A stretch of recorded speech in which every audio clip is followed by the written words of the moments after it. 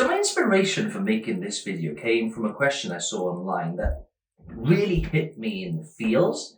And that question was, how do dads make friends with like-minded guys? And then another guy replied and he said, if you figure it out, please let me know.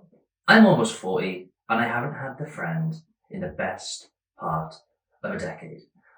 Oh, and instantly there's like this dagger in my heart and my mind turned to my 55-year-old dad.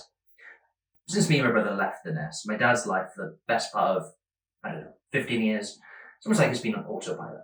He eats, he sleeps, he goes to work, gets home, watches TV, and rinses and repeats that process. And he's quite pessimistic and negative about life. He feels fat around his belly, hates taking risks, never socializes, and bending over to put his shoes on is almost like an Olympic event he didn't train for.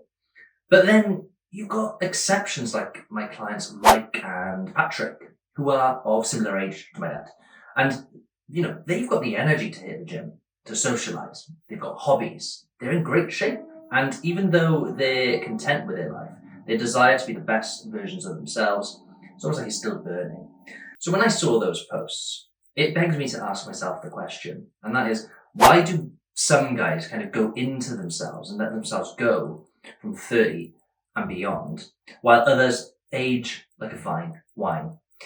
And after spending the best part of the last 8 years working with over 400 skinny fat men, the answer almost always refers back to a mysterious hormonal decline that appears across millennia. And this hormonal decline is affecting a generation of men. And this hormonal defect causes a change to their biology, and it shapes their ability to build muscle, lose fat, even make friends. Now, having optimal levels of this hormone has never been more important for men nowadays in their 30s, 40s, 50s, and beyond. Which is why in this video, I'm going to explain why having optimal levels of this hormone at your age can make you physically strong, mentally fit, and be an inspiration, not only to yourself, but to other people too. Now, this hormonal decline isn't sudden. It's a gradual process that begins as early as the age of 30.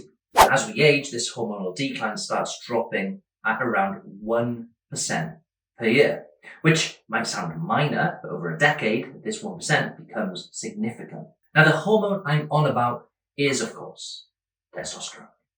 I'll be touching more on the subject, on how much testosterone you should have and how you can test for how much testosterone you've got in your body a little later. The important thing to remember, right, is just because our testosterone levels drop, it doesn't mean that we should just accept that life will be miserable and that we should have a belly and weak muscles once we hit the wrong side of 40, like my dad. If anything, I'd say having healthy levels of testosterone and looking after ourselves, both mentally and physically in today's world, is even more important than ever. Because in the Western world, for example, most people are having kids at an older age. And that means having more energy to play and create memories with our kids when we hit our 40s and 50s is crucial. And there's no doubt about it, we're living older. And I don't know about you, but I don't want to be confined to an armchair or a walking stick when I'm old. I want to be that old nutter who's out climbing mountains, traveling the world, and doing mad shit at my old age. We also need to remember retirement age is higher, which means people might need to work until their late 60s and be physically and mentally capable to do so. And no one wants depression at any age, and low testosterone can actually lead to depressive-like symptoms. And having a strong support network, from friends at any age is crucial for mental well-being. And that's one of the reasons why I'm such a huge fan of the gym. You can connect with like-minded or countless like-minded people who share similar beliefs and worldviews. And I think that's really, really important in today's age. So the argument for optimal levels of testosterone at later life is a strong one. And that takes us into, how much testosterone you should have at your age. And how do you even test the level of testosterone in your body?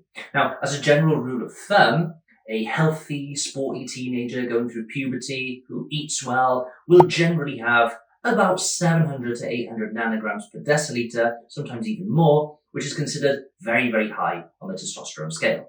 And that sometimes explains the crusty bed sheets and sock phase that every young boy goes through, just mad horny all the time because of that testosterone in their body.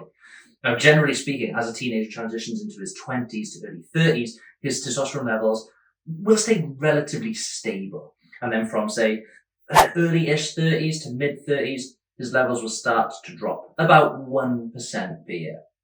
Now, while I could just dig out some research papers that suggest a baseline average of how much testosterone a man should have at a certain age, having worked with nearly 500 guys, I've seen some 30-year-olds with less testosterone than a 50-year-old bloke. And likewise, I've seen, 40-year-old men with testosterone levels of a teenager. So going back to the whole purpose of creating this video, where I suggested that is there a certain amount of testosterone someone should have by a certain age, it's kind of the wrong question to ask. And it's kind of like saying, well, how much money should a 40-year-old man have? Because it completely depends. Some people are millionaires by the time that they're 30. Others make their millions in their 50s. And the same goes with testosterone. But what I will say, though, is any sound practitioner, like a doctor or an endocrinologist, a testosterone expert, will always say, treat the symptoms, not the number.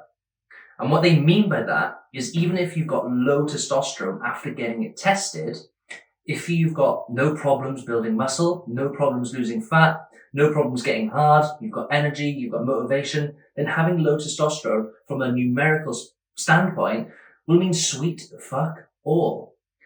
And what I've noticed is a lot of guys get really, really disheartened if their testosterone levels come back low after getting it tested. And it makes them feel a little bit emasculated, which is really, really stupid because there are countless blokes out there with low testosterone on paper who are fitter, leaner and stronger in their 40s with lower testosterone compared to when they had more testosterone in their 20s. But what I will say though, is if your testosterone reading is normal, but you're experiencing the symptoms of, low testosterone, things like struggling to build muscle, holding on to fat, erectile dysfunction, brain fog, and some, almost feeling kind of down and depressed, then there's either a flaw in how you're training or your diet plan, or something else needs addressing. But as a general rule of thumb, any readings of 200 nanograms per deciliter is considered low levels of testosterone. Now, while we're on the topic of testing testosterone, there are countless tests that can help you measure how much testosterone you've got in your body. But there are obviously pros and cons of each one.